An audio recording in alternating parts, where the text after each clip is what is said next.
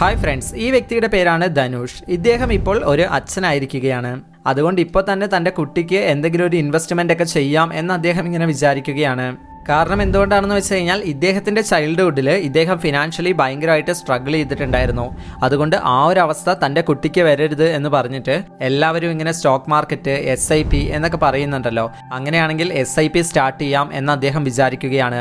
അദ്ദേഹം ഒരുപാട് ഫിനാൻഷ്യൽ ആയിട്ടുള്ള വീഡിയോസ് കാര്യങ്ങളൊക്കെ കാണുന്നുണ്ടായിരുന്നു. അങ്ങനെയാണ് അദ്ദേഹത്തിന് ഈ ചെറുപ്പത്തിൽ തന്നെ തൻ്റെ മകന് വേണ്ടിയിട്ട് എന്തെങ്കിലും ഇൻവെസ്റ്റ്മെൻറ്റ് ചെയ്തു പോവുകയാണെങ്കിൽ അവനൊരു 20s പ്രായമൊക്കെ എത്തുന്ന സമയത്ത് അവൻ്റെ എഡ്യൂക്കേഷനും മറ്റുള്ള കാര്യങ്ങൾക്കൊക്കെ ഈ ഒരു എമൗണ്ട് ഒരുപാട് ഉപകാരപ്രദമാകും എന്ന് അദ്ദേഹത്തിന് തോന്നിയത്. എന്നാൽ ഇങ്ങനെ ഒരു ലോങ് ടേം ഇൻവെസ്റ്റ്മെൻറ്റിനെ കുറിച്ച് ചിന്തിക്കുന്ന സമയത്ത് അദ്ദേഹത്തിൻ്റെ മൈൻഡിൽ ഒരുപാടധികം കൺഫ്യൂഷൻസ് വരികയാണ്. അതായത് ഇപ്പോൾ 20 വർഷത്തിന് ശേഷം പൈസ കിട്ടിയില്ലെങ്കിൽ എന്തു ചെയ്യും? ഞാനിപ്പോൾ സ്റ്റാർട്ട് ചെയ്തിട്ട് അടുത്ത മാസം എനിക്ക് എമൗണ്ട് അടയ്ക്കാനില്ലെങ്കിൽ ഞാൻ അടച്ച മുഴുവൻ എമൗണ്ടും പോകുമോ? ഇങ്ങനെ ഇൻവെസ്റ്റ് ചെയ്യുന്നതിനൊക്കെ എത്രത്തോളം ടാക്സ് വേണം? ഇപ്പോൾ ഒരുപാട് ആപ്ലിക്കേഷൻസ് ഇൻവെസ്റ്റ്മെൻറ്റിനെ കുറിച്ച് പറയുന്നുണ്ട്.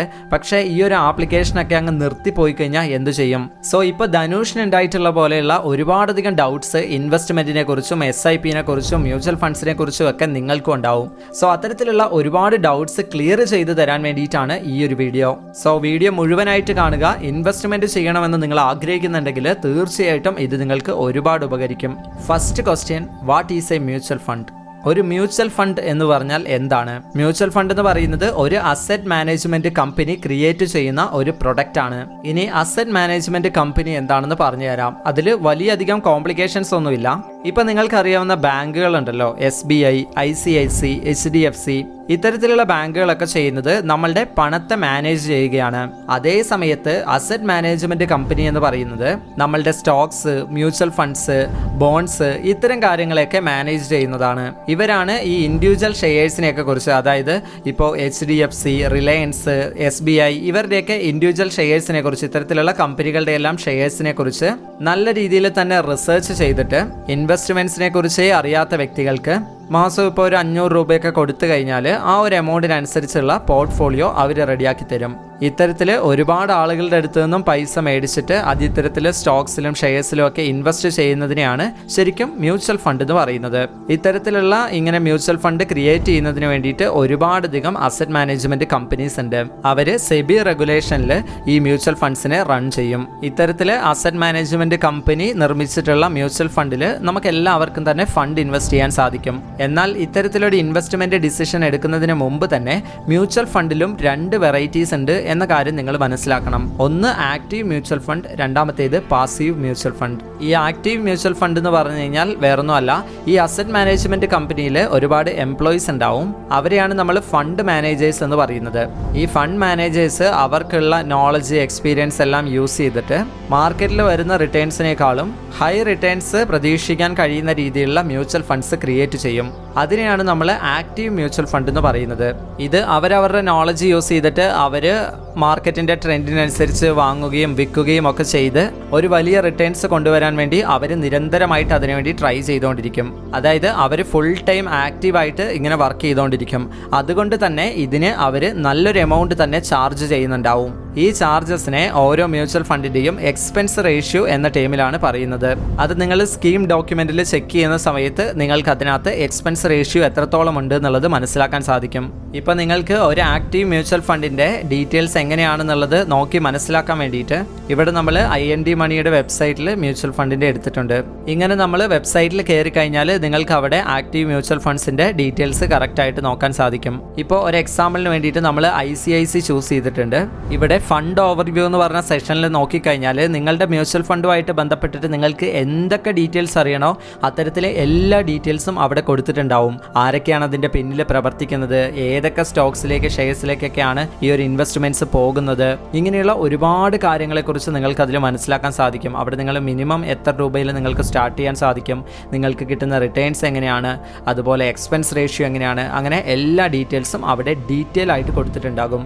അപ്പോൾ ആക്റ്റീവ് മ്യൂച്വൽ ഫണ്ടിനെ കുറിച്ച് നമുക്ക് മനസ്സിലായി. ഇതേ കാര്യം തന്നെ നമുക്ക് പാസീവ് മ്യൂച്വൽ ഫണ്ട് അഥവാ ഇൻഡെക്സ് ഫണ്ടിനെ കുറിച്ച് നോക്കുകയാണെങ്കിൽ ഇവിടെ ഫണ്ട് മാനേജേഴ്സിന് വലിയ പണിയൊന്നും ഉണ്ടാകില്ല. മാത്രമല്ല ഇന്ത്യയുടെ ടോപ്പ് 50 കമ്പനീസ് ഏതാണെന്ന് നിഫ്റ്റി ഇൻഡെക്സ് ഫണ്ടിൽ ഓട്ടോമാറ്റിക്കാ ട്രാക്ക് ആകും. ഇല്ലെങ്കിൽ ടോപ്പ് 30 കമ്പനീസ് ഏതൊക്കെയാണെന്നുള്ളത് സെൻസെക്സിൽ ട്രാക്ക് ചെയ്യാൻ സാധിക്കും. സോ ഇത്തരത്തിലുള്ള ഇൻഡെക്സ് മ്യൂച്വൽ ഫണ്ടിന്റെ എക്സ്പെൻസ് റേഷ്യോ നിങ്ങൾ ചെക്ക് ചെയ്താൽ നിങ്ങൾക്ക് മനസ്സിലാവും ആക്റ്റീവ് മ്യൂച്വൽ ഫണ്ടിനേക്കാൾ വളരെ കുറവാണെന്ന്.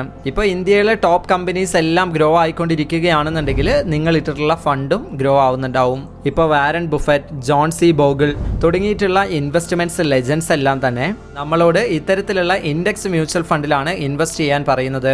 കാരണം എന്താണെന്ന് വെച്ച് കഴിഞ്ഞാൽ ഇതിൽ ഹ്യൂമൻസിന്റെ ഇൻവോൾവ്മെന്റ് വളരെ കുറവായതുകൊണ്ട് തന്നെ എക്സ്പെൻസ് റേഷ്യോ എന്നുള്ളത് വളരെ കുറവാണ്. സോ നിങ്ങളൊരു ലോങ് ടേമിലേക്ക് നോക്കുന്ന സമയത്ത് നിങ്ങൾക്ക് വളരെ കുറച്ച് എമൗണ്ട് മാത്രമാണ് എക്സ്പെൻസ് ആവുന്നത്. മാത്രമല്ല നിങ്ങൾക്ക് ഡീസൻ്റ് ആയിട്ടുള്ള ഒരു റിട്ടേൺസ് ലഭിക്കുകയും ചെയ്യും. കാരണം നമ്മളിവിടെ സംസാരിക്കുന്നത് 1 മാസമോ 2 മാസമോ അല്ലെങ്കിൽ 1 വർഷമോ 2 വർഷമോ ഇൻവെസ്റ്റ് ചെയ്യുന്ന കാര്യത്തെക്കുറിച്ചല്ല, 20 വർഷത്തെ ഇൻവെസ്റ്റ്മെന്റിനെ കുറിച്ചാണ് ഇവിടെ സംസാരിക്കുന്നത്. അതുകൊണ്ട് തന്നെ അത്രയും ഒരു ലോങ് ടേമിലേക്ക് നമ്മൾ കൺസിസ്റ്റന്റ് ആയിട്ട് ആക്റ്റീവ് മ്യൂച്വൽ ഫണ്ടിലാണ് ഇൻവെസ്റ്റ് ചെയ്തുകൊണ്ടിരിക്കുന്നതെന്നുണ്ടെങ്കിൽ നമുക്ക് നല്ല രീതിയിലുള്ള ഒരു റിട്ടേൺസിലേക്ക് നമുക്ക് മീറ്റ് ചെയ്യാൻ സാധിക്കില്ലെന്നാണ് ശരിക്കും വാരൻ ബുഫറ്റും അദ്ദേഹത്തെ പോലെയുള്ള ബാക്കി ഇൻവെസ്റ്റ്മെന്റ് ലെജൻഡ്സും പറയുന്നത്. കാരണം ഒരു ലോങ് ടേമിലേക്ക് നമ്മൾ എമൗണ്ട് ഇൻവെസ്റ്റ് ചെയ്യുന്ന സമയത്ത് അവിടെ എക്സ്പെൻസ് റേഷ്യോ വർഷാവർഷം 1%, 2% എന്നൊക്കെ പറഞ്ഞ് വരുന്ന സമയത്ത് അത് ഇത്രയും വർഷം എടുക്കുന്നതുകൊണ്ട് തന്നെ അത് ലക്ഷക്കണക്കിനുള്ള എമൗണ്ട് ആയിട്ട് വരുന്നുണ്ടാകും.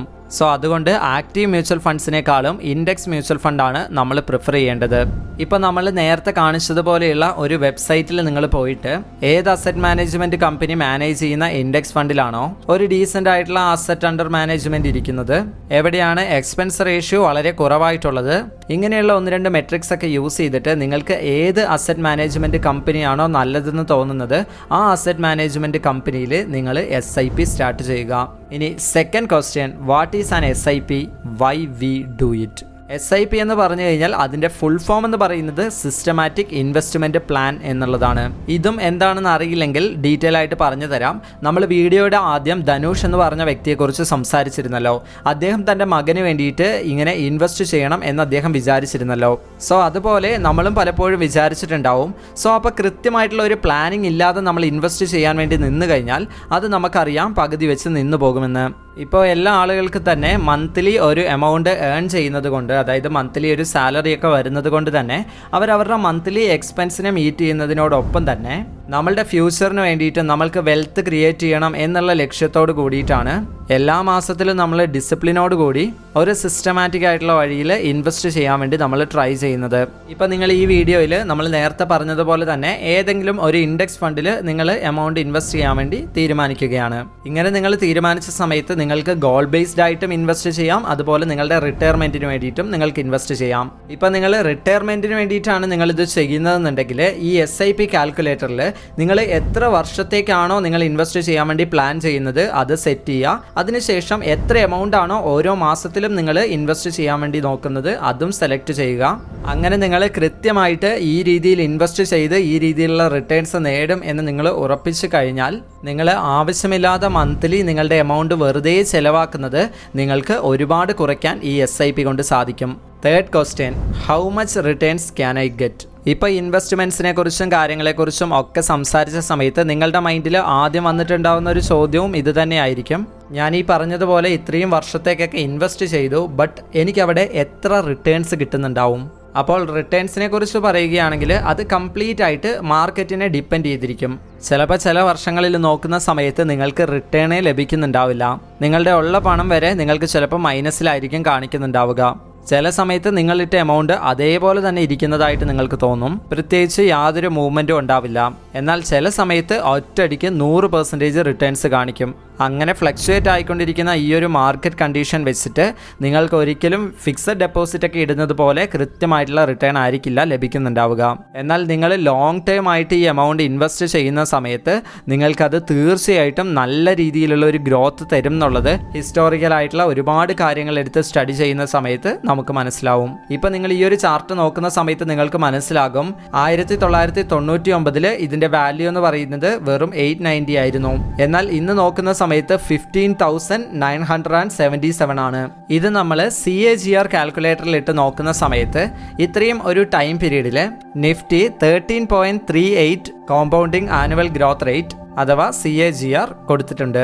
സോ നിങ്ങൾക്ക് ഇന്ത്യയുടെ ഗ്രോത്തിൽ നിങ്ങൾക്ക് വിശ്വാസമുണ്ടെന്നുണ്ടെങ്കിൽ നിങ്ങൾക്ക് തീർച്ചയായിട്ടും ഈ രീതിയിലുള്ള ഇൻവെസ്റ്റ്മെന്റ്സ് ചെയ്യാം. ഇനിയിപ്പോൾ അതല്ല, നിങ്ങൾക്ക് ഈ മാർക്കറ്റ് ഇങ്ങനെ ഫ്ലക്ച്വേറ്റ് ആവുന്നതൊന്നും കണ്ടു നിൽക്കാൻ സാധിക്കുന്നില്ല, നിങ്ങൾക്ക് വലിയ രീതിയിലുള്ള റിസ്ക് ഒന്നും എടുക്കാനുള്ള മൈൻഡ് സെറ്റ് ഇല്ല എന്നുണ്ടെങ്കിൽ നിങ്ങൾക്ക് അത്യാവശ്യം നല്ല രീതിയിലുള്ള ഇൻട്രസ്റ്റ് റേറ്റ് കിട്ടുന്ന ഒരു സേവിങ്സ് അക്കൗണ്ടിലെങ്കിലും നിങ്ങളുടെ എമൗണ്ട് ഇൻവെസ്റ്റ് ചെയ്യുക. ഇല്ലെങ്കിൽ നിങ്ങൾക്ക് FD ഇടാം. അതിപ്പോൾ വലിയ രീതിയിലുള്ള റിട്ടേൺസ് നിങ്ങൾക്ക് കിട്ടുമെന്നല്ല, എന്നാലും ഈ രീതിയിൽ ചെയ്തു കഴിഞ്ഞാൽ നിങ്ങൾക്ക് അത്യാവശ്യം ഇൻഫ്ലേഷനെയൊക്കെ മീറ്റ് ചെയ്യാൻ സാധിക്കും. ശരിക്കും നിങ്ങൾ ഇൻവെസ്റ്റേ ചെയ്യാതിരിക്കുന്നത് വെച്ച് നോക്കുമ്പോൾ ഇത് എത്രയോ ബെറ്റർ ആണ്. സോ നിങ്ങൾക്ക് SIP കാൽക്കുലേറ്റർ നോക്കിയിട്ട് നിങ്ങളുടെ ഗോൾസ് ആൻഡ് ഡ്രീംസിനനുസരിച്ച് നിങ്ങൾക്ക് എത്രത്തോളം എമൗണ്ട് ഒരു മാസം ചെലവ് ചെയ്യാൻ കഴിയും എന്നുള്ളത് നോക്കുക. അതുപോലെ തന്നെ അതിൽ കൊടുത്തിട്ടുള്ള റിട്ടേൺസ് നിങ്ങളുടെ ഡ്രീംസ് ആൻഡ് ഗോൾസ് അച്ചീവ് ചെയ്യാൻ കഴിയുന്ന രീതിയിലുള്ളതാണോ എന്ന് നിങ്ങൾ നോക്കുക. എന്നിട്ട് ഇവിടെയുള്ള ഇയേഴ്സിൻ്റെ നമ്പേഴ്സിലും നിങ്ങൾ ഇൻവെസ്റ്റ് ചെയ്യുന്ന എമൗണ്ടിൻ്റെ നമ്പേഴ്സിലും നിങ്ങൾക്ക് കിട്ടുന്ന റിട്ടേൺസിൻ്റെ നമ്പേഴ്സിലും ഒക്കെ ചേഞ്ച് ചെയ്തിട്ട് നിങ്ങൾ നല്ലൊരു കോമ്പിനേഷൻ കണ്ടുപിടിക്കുക. ഇനി next question, what if I stopped in between? ഒരുപാട് ആളുകൾക്കുള്ളൊരു ഡൗട്ടാണ്. കാരണം ഒരുപാട് ആളുകൾ ഈ SIPനെ ഒരു ഫിക്സ്ഡ് സെറ്റ് ഓഫ് ഇൻവെസ്റ്റ്മെൻ്റ് ആണ് എന്നാണ് വിചാരിക്കുന്നത്. ഇപ്പോൾ ഒരു 5 to 6 months കൺസിസ്റ്റൻ്റ് ആയിട്ട് ഇൻവെസ്റ്റ് ചെയ്തിരിക്കുകയായിരുന്നു. ഒരു 6 മാസം SIPക്ക് വേണ്ടിയിട്ട് എൻ്റെ ബാങ്ക് അക്കൗണ്ടിൽ നിന്ന് ഞാൻ സെറ്റ് ചെയ്തിട്ടുള്ള ഒരു എമൗണ്ട് ഓട്ടോമാറ്റിക്കായിട്ട് ക്രെഡിറ്റ് ആയി പോകുന്നുണ്ടായിരുന്നു. എന്നാൽ എനിക്ക് ചെറിയൊരു എമർജൻസി സിറ്റുവേഷൻ വന്നപ്പോൾ എനിക്ക് ഒരുപാട് പണം ആവശ്യമായി വന്നു. ആ സമയത്ത് ഞാനിപ്പോൾ SIP ഒന്നും അടയ്ക്കാൻ പറ്റിയൊരു അവസ്ഥയിലല്ല. അപ്പോൾ ഞാൻ ജസ്റ്റ് അത് ഈ പകുതി വെച്ചിട്ടൊന്ന് നിർത്താമെന്ന് വിചാരിക്കുന്നു. സോ ഞാനങ്ങനെ പകുതി വെച്ച് നിർത്തി കഴിഞ്ഞാൽ എന്താണ് സംഭവിക്കുക? ഞാൻ ഇത്രയും നാൾ ഇൻവെസ്റ്റ് ചെയ്ത എമൗണ്ട് ഒക്കെ പോകുമോ? ഇങ്ങനെയുള്ള ഒരുപാട് ഡൗട്ട്സ് നോർമൽ ആയിട്ടുള്ള ആളുകൾക്കുണ്ട്. നിങ്ങൾ തീർച്ചയായിട്ടും മനസ്സിലാക്കേണ്ട കാര്യം എന്താണെന്ന് വെച്ചിട്ടുണ്ടെങ്കിൽ ഇത് നിങ്ങൾ ഫോഴ്സ്ഫുള്ളി ചെയ്യുന്ന ഒരു കാര്യമല്ല. നിങ്ങൾ നിങ്ങളുടെ ഇഷ്ടത്തോടു കൂടി നിങ്ങളുടെ താല്പര്യപ്രകാരം നിങ്ങൾ ഇൻവെസ്റ്റ് ചെയ്യുന്നതാണ്. സോ നിങ്ങളിപ്പോൾ ഒരു 5-6 മാസം കൺസിസ്റ്റൻ്റ് ആയിട്ട് നിങ്ങൾ ഇൻവെസ്റ്റ്മെൻ്റ് ഒക്കെ ചെയ്ത് പോവുകയാണ്. ബട്ട് പെട്ടെന്ന് നിങ്ങൾക്കൊരു എമർജൻസി സിറ്റുവേഷൻ വന്ന് അത് സ്റ്റോപ്പ് ചെയ്യണമെന്ന് നിങ്ങൾക്ക് തോന്നുകയാണെങ്കിൽ നിങ്ങൾക്ക് SIP ജസ്റ്റ് ഒന്ന് പോസ് ചെയ്ത് വെക്കാം. ആ സമയത്ത് SIP സ്റ്റോപ്പ് ആവുന്നതാണ്.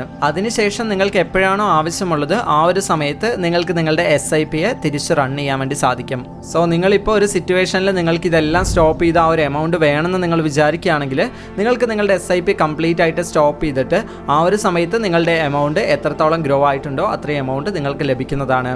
അടുത്ത ക്വസ്റ്റ്യൻ എന്ന് പറയുന്നത്, can we do SIP in stocks? ഇപ്പം നമ്മൾ മ്യൂച്വൽ ഫണ്ട്സിൽ SIP ചെയ്യുന്നതിനെ കുറിച്ച് പറഞ്ഞു. ബട്ട് ഒരുപാട് ആളുകളുടെ സംശയമാണ് നമുക്ക് സ്റ്റോക്സിൽ SIP ചെയ്യാൻ സാധിക്കുമോ എന്നുള്ളത്.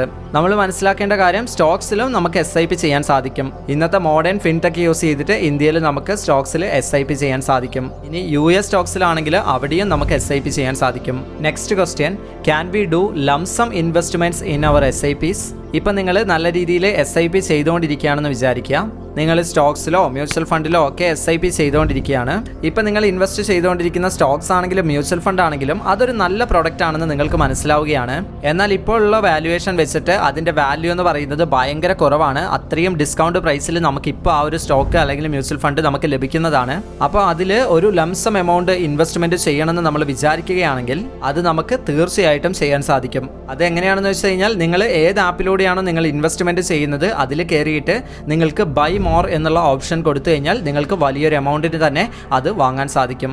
ഇതെപ്പോൾ നിങ്ങൾക്ക് ചെയ്യാമെന്ന് വെച്ചിട്ടുണ്ടെങ്കിൽ പെട്ടെന്ന് മാർക്കറ്റ് ഫാൾ ആവുകയാണെങ്കിൽ നിങ്ങൾക്കത് ഗ്രോ ആകും എന്നുള്ള ഒരു കോൺഫിഡൻസ് ഉണ്ടെങ്കിൽ നിങ്ങൾക്കത് ചെയ്യാൻ സാധിക്കും. ഇനി അതല്ല, നിങ്ങളുടെ അടുത്ത് കുറച്ച് എമൗണ്ട് ഒക്കെ അധികം വന്നിട്ടുണ്ട്, നിങ്ങളത് ആവശ്യമില്ലാതെ ചിലവാക്കും എന്നൊക്കെ നിങ്ങൾക്ക് തോന്നിക്കഴിഞ്ഞാൽ ആ സമയത്തും നിങ്ങൾക്കിത് ചെയ്യാൻ സാധിക്കും. Next question, what if the fintech company goes bankrupt? ഈ ആപ്ലിക്കേഷൻസ് ഒക്കെ യൂസ് ചെയ്ത് ഇൻവെസ്റ്റ് ചെയ്യുന്ന ഒരുപാട് ആളുകൾക്ക് ഈ ഒരു ഡൗട്ട് ഉണ്ടായിരിക്കും. ഈ ആപ്സ് എല്ലാം യൂസ് ചെയ്തിട്ട് ഇൻവെസ്റ്റ് ചെയ്യാൻ ശരിക്കും വളരെ കൺവീനിയൻ്റ് ആയിട്ടുണ്ട്. അതിൻ്റെ ഡിസൈനും അത് നമുക്ക് യൂസ് ചെയ്യാനുള്ള രീതിയും എല്ലാം നല്ല കംഫർട്ടബിൾ ആയിട്ട് നമുക്ക് ഫീൽ ചെയ്യും. എന്നാൽ ഈ കമ്പനിയൊക്കെ ഒരു ദിവസം ബാങ്ക്രപ്റ്റ് ആയിക്കഴിഞ്ഞാൽ നമ്മളെല്ലാവരും എന്തു ചെയ്യും? നമ്മളുടെ ഇൻവെസ്റ്റ്മെൻറ്റ് ചെയ്ത എമൗണ്ട് അതൊക്കെ എവിടെ പോകും?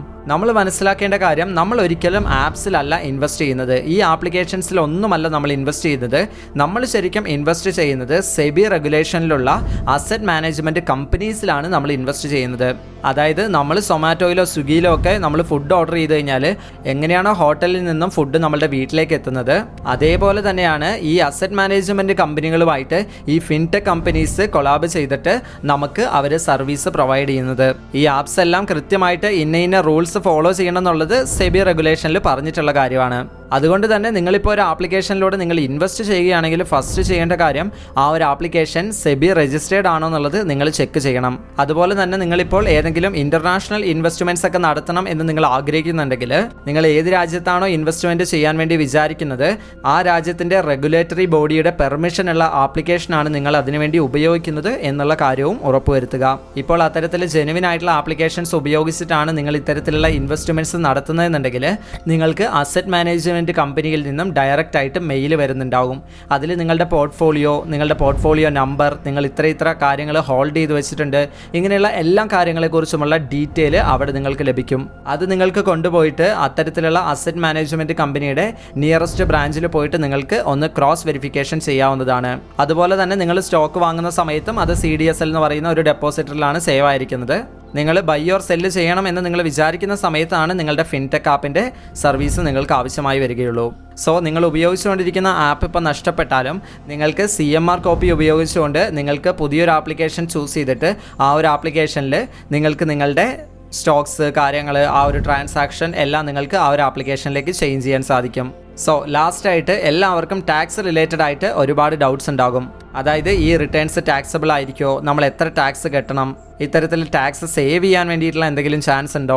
ഇപ്പോൾ നിങ്ങൾ നല്ല രീതിയിൽ ഏൺ ചെയ്യുന്നുണ്ട് എന്നുണ്ടെങ്കിൽ ATC സെക്ഷൻ വഴി നിങ്ങളുടെ 1.5 ലക്ഷം രൂപ സേവ് ചെയ്യണമെന്ന് നിങ്ങൾ വിചാരിക്കുന്നുണ്ടെങ്കിൽ ഒരു 3 years ലോക്കിംഗ് പീരീഡിലുള്ള ഒരു 3 വർഷത്തെ ലോക്കിംഗ് പീരീഡിലുള്ള ELSS മ്യൂച്വൽ ഫണ്ടിൽ നിങ്ങൾ ഇൻവെസ്റ്റ് ചെയ്യുകയാണെന്നുണ്ടെങ്കിൽ വർഷാവർഷം നിങ്ങൾ അമിതമായിട്ട് അടയ്ക്കേണ്ടി വരുന്ന ടാക്സിനെ നിങ്ങൾക്ക് സേവ് ചെയ്യാൻ സാധിക്കും.